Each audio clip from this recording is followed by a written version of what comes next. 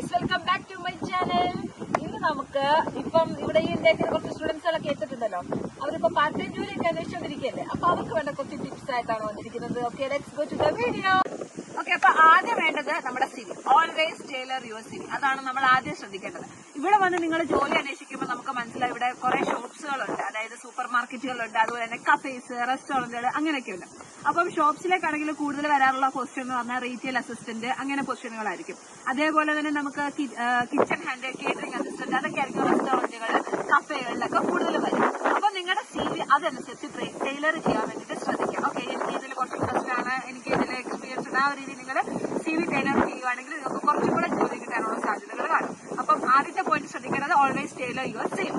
ഇനി രണ്ടാമത്തെന്ന് പറഞ്ഞാൽ നമ്മുടെ സിവി ഒക്കെ റെഡിയാക്കിയതിനു ശേഷം നമ്മൾ എന്താ ജോലി അന്വേഷിച്ചിരുന്നു. നമ്മൾ ആദ്യം നോക്കുക ഓൺലൈൻ പ്ലാറ്റ്ഫോമുകളായിരിക്കും. അപ്പം ഇവിടുത്തെ ഓൺലൈൻ പ്ലാറ്റ്ഫോമുകളായ സീക്ക്, ഇൻഡീഡ്, ട്രേഡ് മീ ഇതിലൊക്കെ നമ്മൾ ജോലി അന്വേഷിച്ചുകൊണ്ടിരിക്കുക. അത് മാത്രമല്ല നമ്മൾ അടുത്ത് ശ്രദ്ധിക്കേണ്ടതെന്ന് പറഞ്ഞാൽ ഡോർ നോക്കിംഗ്.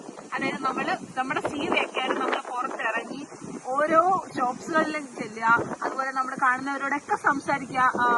എന്തെങ്കിലും ഇവിടെ ജോലി ഉണ്ടോ, ഞാൻ ഇങ്ങനെ സ്റ്റുഡന്റ് ആണ്, ജോലി നോക്കുന്നുണ്ട് എന്നൊക്കെ സംസാരിക്കുക.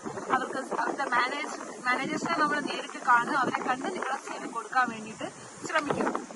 അപ്പം ഈ 3 കാര്യങ്ങളാണ് നമ്മൾ സിവി റിലേറ്റഡ് ശ്രദ്ധിക്കുന്നത്. പിന്നെ സിവി ഇവിടെ റെഫറൻസിൽ വളരെയധികം ഇമ്പോർട്ടൻസ് ഉണ്ട്. അപ്പം നിങ്ങൾ റെഫറൻസുകൾ ആഡ് ചെയ്യാൻ വേണ്ടിയിട്ട് ശ്രമിക്കുക. ഓക്കെ, നമുക്ക് ഇവിടെ റിക്രൂട്ട്മെന്റ് ഏജൻസികളുണ്ട്. ഏജൻസികൾക്ക് ഇവിടെ നല്ലൊരു റോള് തന്നെയുണ്ട് ഇവിടെ ജോബ്സുകൾ റെഡിയാക്കുന്നതിന് വേണ്ടിയിട്ട്. ഇപ്പൊ പാർട്ട് ടൈം ആണെങ്കിലും ഈവൻ ഫുൾ ടൈം ആണെങ്കിലും.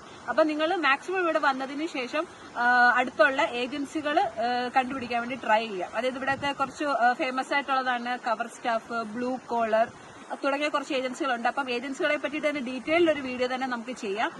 അതുപോലെ തന്നെ നിങ്ങൾ നാട്ടിൽ വരുമ്പം ലൈസൻസ് DLX ആയിട്ട് എടുത്തിട്ട് വരാൻ ശ്രമിക്കുക. നമ്മുടെ ഫുൾ ലൈസൻസുമായിട്ട് വരിക. ഇവിടെ വന്നതിന് ശേഷം നമ്മുടെ ലൈസൻസ് കൺവേർട്ട് ചെയ്യാം.